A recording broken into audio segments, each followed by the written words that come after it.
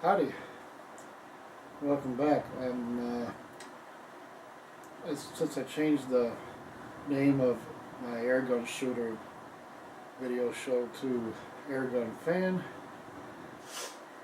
I thought to do the same with this series, changing the shooter's kitchen to Outdoorsman's kitchen. Because I usually take a couple of plastic shopping bags with me in my used to carry in a pouch in the back of my shooting vest, hunting vest, whatever we used to call them. So in case I ran across some wild chives, wild garlic, prairie potatoes, ramps, mushrooms, including puffballs, morels, and the like, then I could take a couple bags of that home with me. If I stumble onto a shellbark hickory, you pick up the bark that it kind of curls up and falls off as it makes new bark as the tree's growing. Almost like a soft shell crab or something, kind of like that. And I'd pick up that bark and take it home with me, and then you break it into little chunks and put on top of the coals, and boy, you talk about a strong hickory smoke on them ribs and stuff. Woo-wee! That'd be excellent on a wild boar small enough to fit your barbecue pit. I'll try that, but shellbark hickories are getting scarce. That wood's worth a lot of money. Last stand-up I knew in a place we used to hunt at, cut them all down and sold them for the money. Darn kids took over the grandparents' farm, but my parents used to live across from them, but that's another story. Anyway, so the shooter's kitchen is now Outdoorsman's kitchen. It's more all-encompassing. It doesn't sound like shoot, name, hurt, kill, destroy, you know, like IDAC on Lost in Space. Crush, kill, destroy. It has less of that kind of connotation in today's world. Plus, is a bit more descriptive when you think about it. So, I'm going to show a couple of recipes I've already made, like the American Indian, the Plains Indian blueberry pudding that was also made with choke cherries that I already posted. And then another one I posted with the squirrel enchiladas. I'm going to double that salsa verde, that fresh salsa verde part of the recipe though, and I didn't have enough of just one blender carafe full. I really need two, so I could have more swimming in it and have more shredded cheese too. So,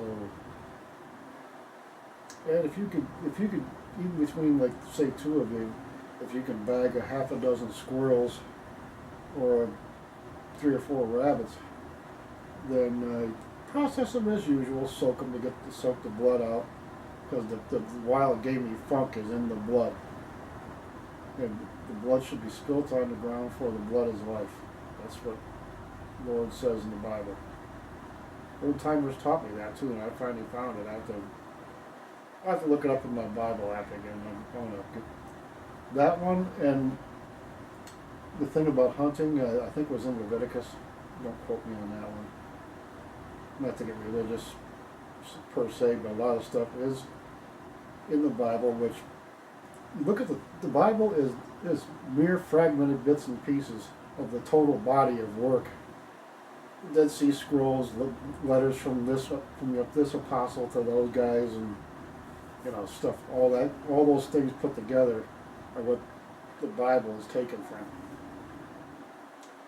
A lot of it was a lot of redundant history with the ancient Hebrews building their cities on the trade routes so they could make money and get rich and whatever, you know.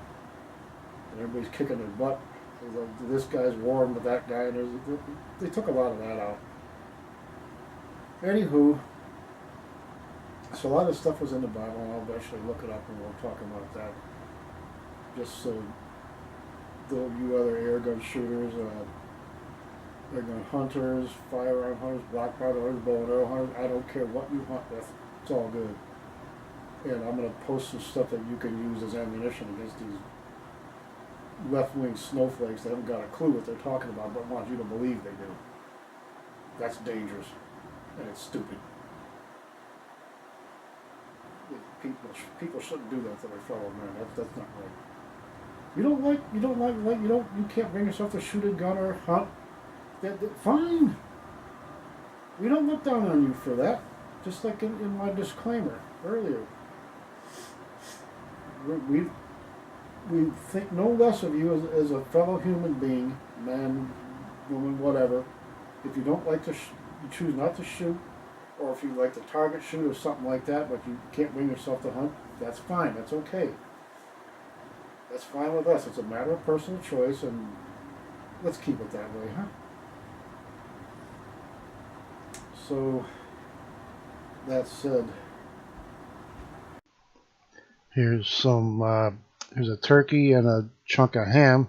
Could just as easily be wild, and I like to barbecue in my pit with some light flavored wood. And here we have the squirrel enchiladas recipe. You can also use rabbit, like maybe 3 or 4 rabbits or maybe a half a dozen squirrels. I'm going to double the fresh salsa verde part of the recipe, though need more. And this one was smoked pulled pork mixed with dry pinto beans I cooked up over spaghetti with homemade hush puppies.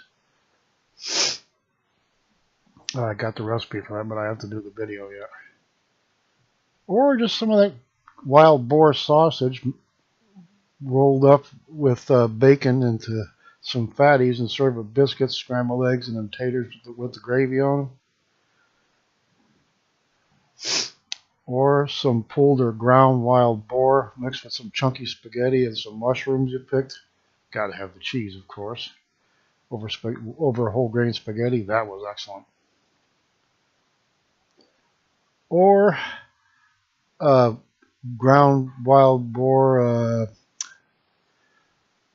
stew with the rice in it and everything. Gumbo. Or some wild game meat on a pizza with special biscuit crust recipe I developed that makes it work real good, like you see there. Or the American Plains Indian blueberry pudding. If you happen to pick a ice cream pail full of blueberries or something, you can make that to go with it as dessert. Good Lord willing, the creeks don't rise. We'll see you again. Count on that.